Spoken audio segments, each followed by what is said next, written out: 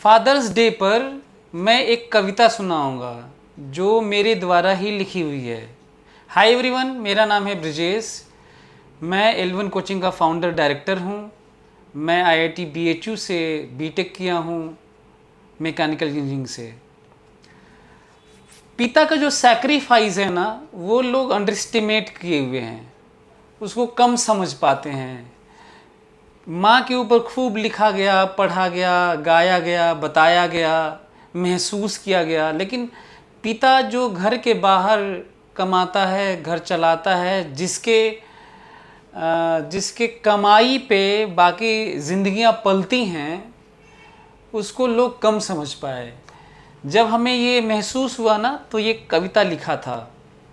तो मैं आपको सुनाता हूँ। बस रेफरेंस के नाम पे इतना समझिए कि मैं अपने पिताजी को लड़ते देखा है, और जब मैं आईआईटी की तैयारी कर रहा था तो घर में मेरी मम्मी से केवल वही बातें करते रहते थे, क्या होगा, नहीं होगा, उसको क्या ज़रूरत है, क्या नहीं है, इस टाइप की ही बातें करते रहते थे। ये तब हमें पता चलता था जब मैं घर जाया करता था पढ़ाई के दौरान और प्रिपरेशन के दौरान। मैं आपको बताने की कोशिश ये कर रहा हूँ कि किस तरीके से एक पिता अपने सारे सैक्रिफाइसेस करके अपने बच्चों को पालता है, घर को आगे बढ़ाता है और ख्वाब देखता है कि उसके बच्चे आसमान की ऊंचाइयाँ छुएं। वो बहुत सारी चीज़ें खरीद सकता है, सोफ़ा, गाड़ी, घोड़ा, घूम सकता है दुनिया, लेकिन वो पहले प्रायोरिटी देता है कि उसके बच्चे कुछ अच्छा कर लें।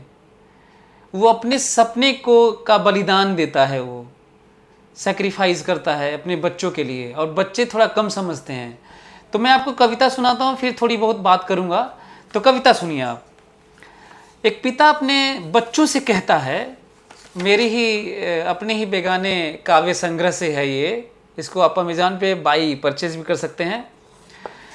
एक पिता अपने बच्चे से कहता है कि तेरे सपनों के खातिर मैं अपना सपना छोड़ दिया, जो ताने मारे उनसे मैं रिश्ते नाते तोड़ दिया। तेरे सपनों के खातिर मैं अपना सपना छोड़ दिया, जो ताने मारे उनसे मैं रिश्ते नाते तोड़ दिया। हर वक्त तुम्हारी बातें होती, अपनी बातें रही नहीं, कुछ और भी बातें होती घर में, उनसे तुमको जोड़ दिया।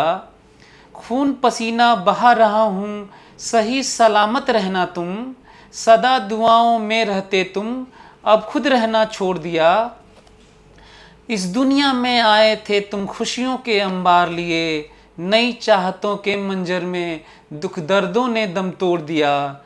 भरसक कोशिश रही हमारी, कोई कमी न रह जाए, पड़ी ज़रूरत कर्ज लिया और पाई पाई जोड़ दिया। माँ ने कपड़े नहीं लिए वही पुरानी साड़ी है, माँ ने कपड़े नहीं लिए वही पुरानी साड़ी है, दरी बिछौना लेवा तकिया फटे पुराने जोड़ दिया।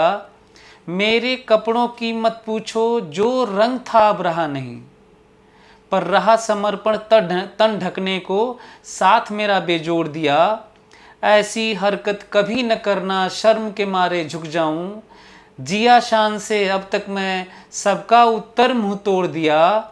इन बलिदानों को भूल न जाना, यही गुजारिश मेरी है, जीते जी मर जाएंगे यदि साथ हमारा छोड़ दिया। तेरे सपनों के खातिर मैं अपना सपना छोड़ दिया, जो ताने मारे उनसे मैं रिश्ते नाते तोड़ दिया। मैं आपको बताऊं इस कविता के हिस्ट्री में थोड़ा, कि कुछ नीट की प्रिपरेशन करने वाली लड़कियां आई थीं, और मैं अक्सर माँ के ऊपर कविताएं सुनाया करता था। तो कहा जाता है बेटियां पिता से ज़्यादा कनेक्टेड होती हैं और माँ से बेटे। तो उनका कहना था, उनकी शिकायत थी कि सर हमेशा कई कविताएं सुना दिए माँ के ऊपर, लेकिन आप पिता के ऊपर नहीं लिखते हैं, बेटियों की शिकायत थी। तब मैंने ये कविता लिखी थी। आपको सरप्राइज़ होगा, जो इस कविता को पढ़ा, मैं इसका फ़ोटो स्टेट करके बच्चों में बंटवा भी दिया था।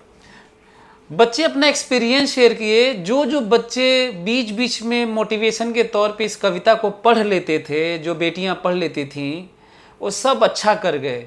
कहने का मेरा ये मतलब है कि एथिकली मोरली मतलब नैतिकता में बने रहना, नैतिकता के साथ बने रहना आसान नहीं होता। बच्चे डिस्ट्रैक्टेड लाइफ जी रहे हैं। तो हम लोग कोचिंग में एक ट्राई ये भी करते हैं कि बच्चे एथिकली मोरली स्ट्रांग रहें, और जब भी डाउन फील करें तो अपने पिता के सैक्रिफाइस को याद करें, कितनी मेहनत से उन्हें पढ़ा रहे हैं। और जब भी वो कहते हैं ना कि इमोशनली मतलब इमोशनली डाउन फील करें तो माँ से बात करें, माँ के सैक्रिफाइस से माँ से बात कर लेंगे तो वो बाहर आ जाएंगे। जब किसी नशे के कुछ एडिक्ट हो रहे होंगे तो माँ से बात करें। तो कुल मिलाकर मैं ये कहना चाह रहा हूँ कि यदि आप इस कविता को, कोई भी जो भी बच्चा सुन रहा है या कोई भी, सब बेटा बेटी होते ही हैं, किसी न किसी के बड़े होंगे, तो भी आप इसको बीच बीच में सुनते रहेंगे ना, खासकर जो तैयारी कर रहे हैं, तो आप सही ट्रैक पे बने रहेंगे। एक डोज के तौर पे लेते रहिएगा, बीच बीच में इस कविता को सुनते रहिएगा। चाहे आप इसको मंगा भी सकते हैं अमेजोन से और इसको पढ़ते रह सकते हैं। 100 कविताओं का संग्रह है, ज़िंदगी के अलग अलग डायमेंशंस के। लिखिएगा अमेजोन पे अपने ही बेगाने बाई ब्रिजेश सिंह, ऐसे लिखेंगे तो आ जाएगा। उसको परचेज कर लीजिएगा, बहुत कम कॉस्ट है। मैंने इसको 8 साल में लिखा है। तो मैं अपने लाइफ में देखा हूँ, पढ़ाने वाले 18 साल पढ़ाने वाले इस एज में, कि 18 साल से पढ़ा रहा हूँ, जो बच्चे अपने माँ बाप का ध्यान रखते रहे, बीच बीच में याद करते रहे और इस कविता को पढ़ते रहे, सुनते रहे, समझते रहे। बुकलेट पे मैं छपवा के दे दिया था, इस बार भी मैं दिया हूँ। वो बच्चे हमेशा सफलता की सीढ़ियाँ चढ़ते गए और सब अलग अलग डिफरेंट आईटीज़ में हैं, नीट के कॉलेजेस में हैं, मेडिकल कॉलेजेस में हैं। तो मैं चाहता हूँ कि आप भी ज़रूर इसको बीच बीच में सुनते रहिएगा, और बल्कि इसको लिख लीजिए जो मैं आपको सुनाया हूँ, बल्कि आप उसको पढ़ते रहिएगा। जो मुझे सुन रहे हैं, चाहे उसके मम्मी पापा हों, चाहे बच्चे हों, मम्मी पापा सुन रहे हैं तो अपने बच्चों से शेयर करिए कि आपके कितने सैक्रिफाइसेस हैं। और जो बच्चे सुन रहे हैं वो सबको शेयर करें, बाकी लोगों को, ताकि और समाज अच्छा हो, एथिकली मोरली हाई हो। तो मैं विश करता हूँ कि आप अपनी ज़िंदगी में बहुत अच्छा करेंगे, एथिकली मोरली आप हाई रहेंगे, नैतिकता का पाठ हमेशा पढ़ते रहेंगे और सही रास्ते पे बने रहेंगे। Thank you so much.